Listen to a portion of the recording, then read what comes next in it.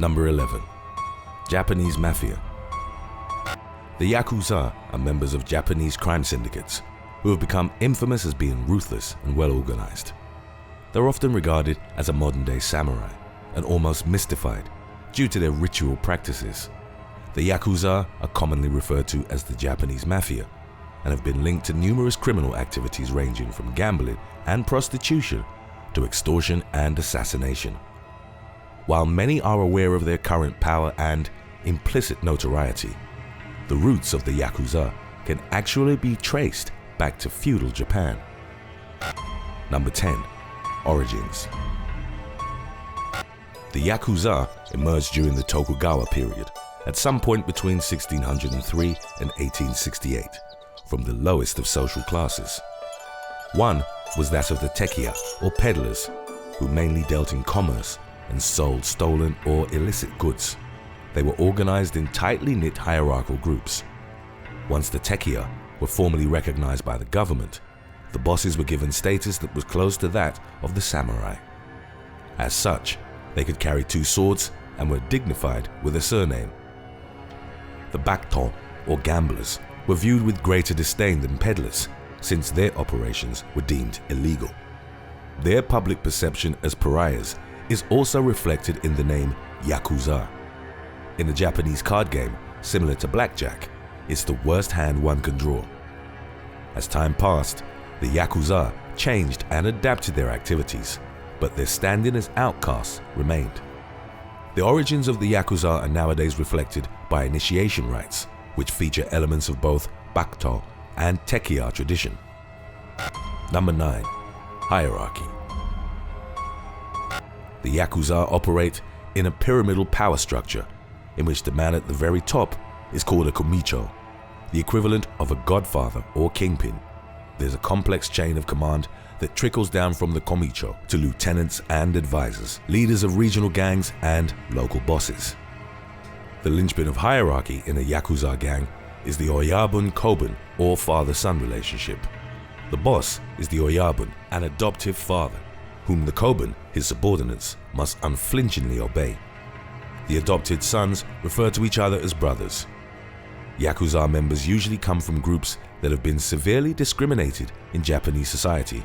Historically, these have included BURAKUMIM, outcast communities of people deemed impure or tainted with death, such as butchers, undertaker, or executioners. Even though they represent only a small fraction of Japan's population, a number of ethnic Koreans choose to become Yakuza. Marginalized by Japanese society, they're embraced by the gangs, who also view themselves as outsiders. In fiction, there's a popular trope of the katana-wielding and heavily tattooed Yakuza warrior woman. However, this isn't historically accurate, as a gang is almost exclusively populated by men. The women that are rarely acknowledged are the wives of bosses, and they're known as wansan or older sister. The most realistic association between women and Yakuza organizations mainly has to do with the sex trade, which is controlled by the gangs. Number 8.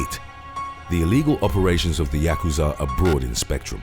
Theft is generally viewed as being against their core principles, but everything else appears to be fair game. They control Japan's drug trade, particularly the trafficking of methamphetamine. A number of gangs are known to engage heavily in arms smuggling and human trafficking. Young women from the Philippines, for example, are often misled by promises of working opportunities, only to be forced into prostitution once they arrive in Japan. The Yakuza will also engage in a type of protection racket in which operatives will harass shareholders of large corporations. Some families are known to own big slices of legitimate mainstream businesses. The komicho of one syndicate, for example, acquired approximately $255 million worth of stocks from Tokyo Kyuko Electric Railways.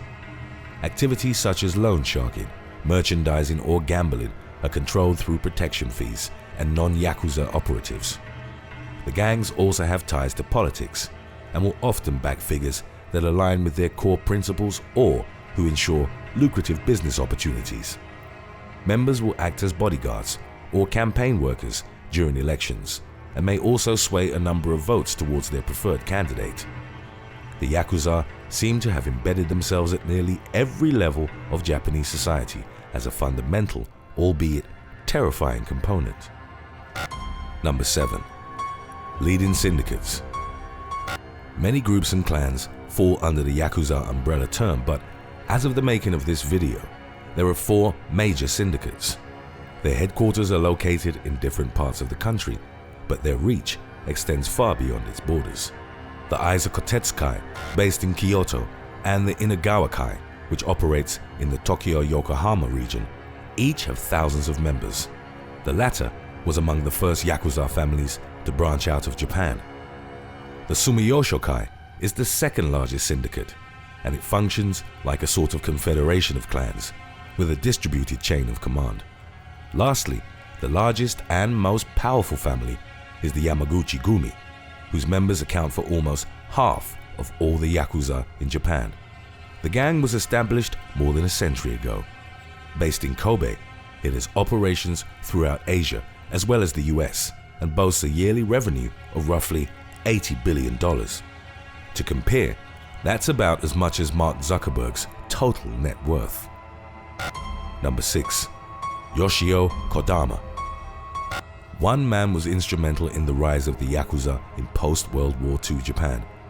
Yoshio Kodama operated from the shadows, became incredibly powerful, and paved the way for the expansion of organized crime.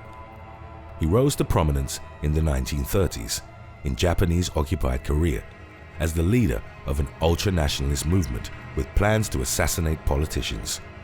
Kodama, who was 21 at the time, was caught and spent several years in prison. Upon his release, he was contracted by the Japanese government to move supplies for the war effort.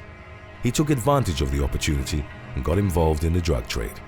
Kodama expanded on his already vast network, becoming one of the richest men in Asia at the time. After World War II, Kodama was arrested by the US and branded a Class A war criminal. However, in 1948, Kodama was released by the US intelligence community in exchange for helping them fight communist expansion in Asia. Kodama once again saw an opportunity. He did his due diligence in suppressing any hint of communism, but also used his protected position to unite the warring factions of his home country. In the post-war chaos, the number of gangs had increased, and Kodama gave them a vision of a Japan-wide gangster society.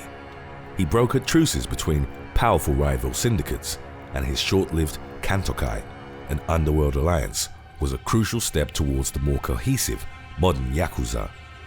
Kodama became arguably the most powerful figure in post-war Japan, skillfully balancing right-wing politics, Yakuza connections, and a network of spies. In the 1970s, Kodama was involved in the LOCKHEED bribery scandals, and it was revealed that the company had paid him millions to sway the Japanese market in its favor. In the aftermath of the scandal, one ultra-nationalist tried to assassinate Kodama by crashing a small plane kamikaze style in his Tokyo home. Kodama survived the attack, but the mounting scandals meant his shadow operations were exposed to the public. Number 5. Yamaguchi-Gumi Kingpins. The Yamaguchi-Gumi has had a number of leaders who've reached legendary status in the criminal underworld. One of them, however, rises above all other. His name was Kazuya Toka, the godfather of godfathers, and he turned the gang into one of the world's largest criminal organizations. Toka was an orphan who'd earned a reputation as a street fighter in Kobe under the guidance of the first Yamaguchi-Gumi boss. Toka was nicknamed Kuma, or the Bear, for his signature technique of clawing at an opponent's eyes. He was ultimately imprisoned for murder and became Kumicho of the family after his release at age 33. Toka implemented the structural system now followed by many Yakuza clans. He allowed his subordinates to have families and urged them to run legitimate businesses. Under Toka, the Yamaguchi-Gumi grew from a small strike-breaking crew to a 10,000-strong criminal syndicate. The exploits of its current Oyabun, Shinobu Tsukasa, are also well known. His real name is Kenichi Shinoda, and in the 1970s, he murdered a rival Yakuza boss with a katana. He spent 13 years in prison and then got out only to fall into the thralls of battle. The big moves that Shinoda made in the Yamaichi War of the 1980s are what earned him a place in the Kobe headquarters. As the 6th Kumicho of the Yamaguchi-GUMI, he's currently expanding gang operations into Tokyo, which hasn't traditionally been their territory. This could end up generating further Yakuza conflicts and wars. Number 4. Yakuza in the US. Hawaii has been the launching pad for Yakuza operations in the US. One man played a significant role in breaking into the American market. His name was Wataru Jackson Inada. He traveled to Hawaii from Tokyo in the early 1970s and was a member of the SUMIYOSHI-KAY.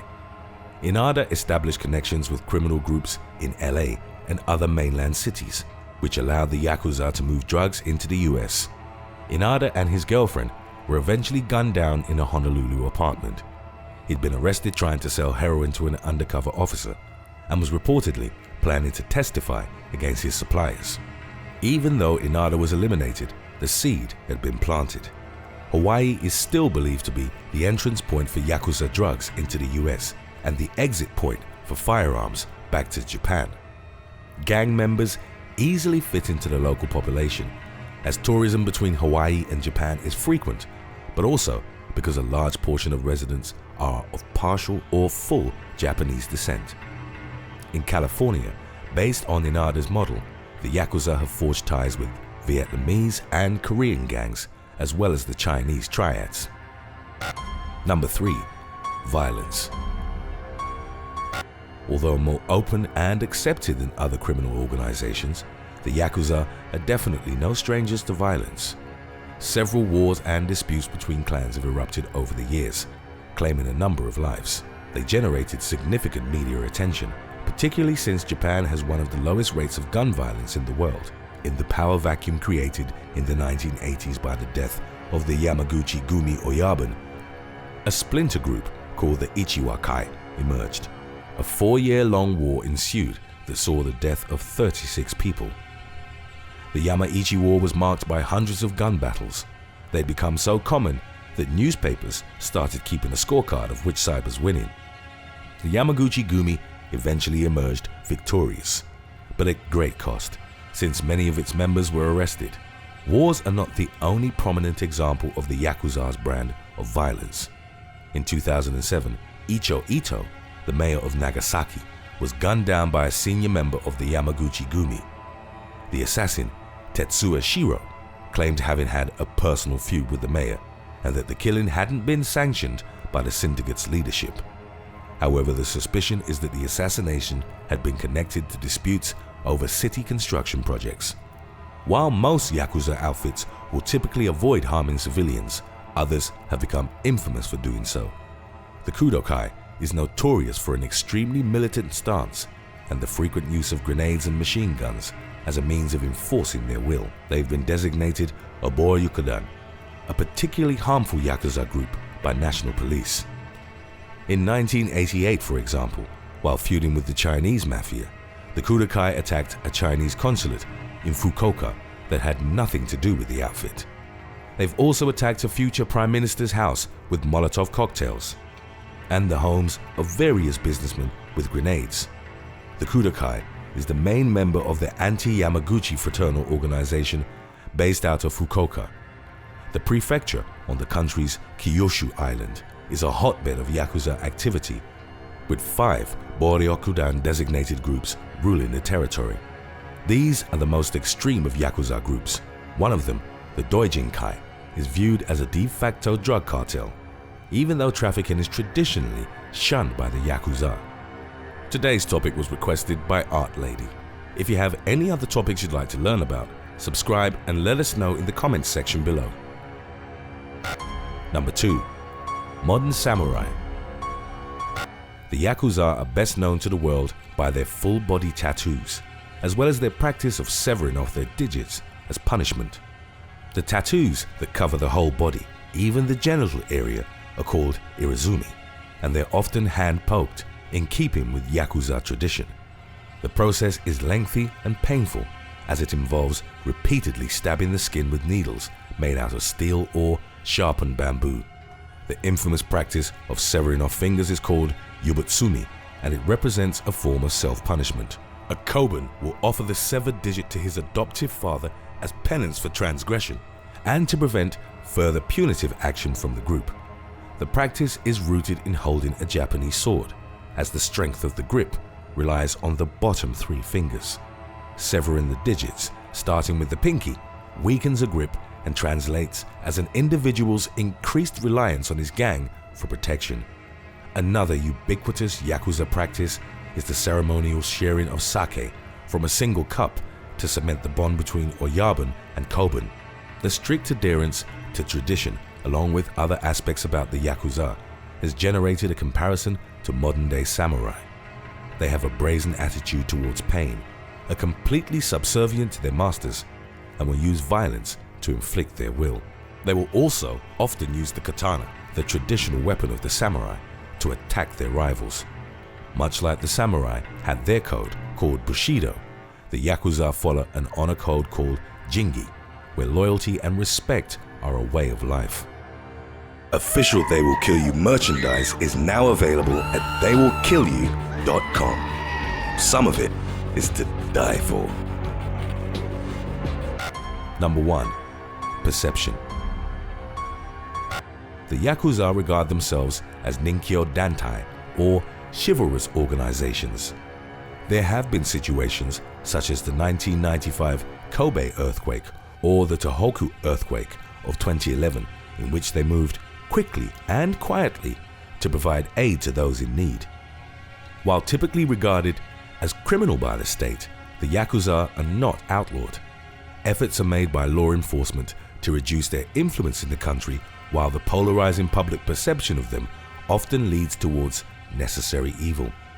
The idea is that the Yakuza, as a strong, centralized enterprise, act as a deterrent towards individual impulsive street crime, thus, in a dark, ironic twist, making the country safer.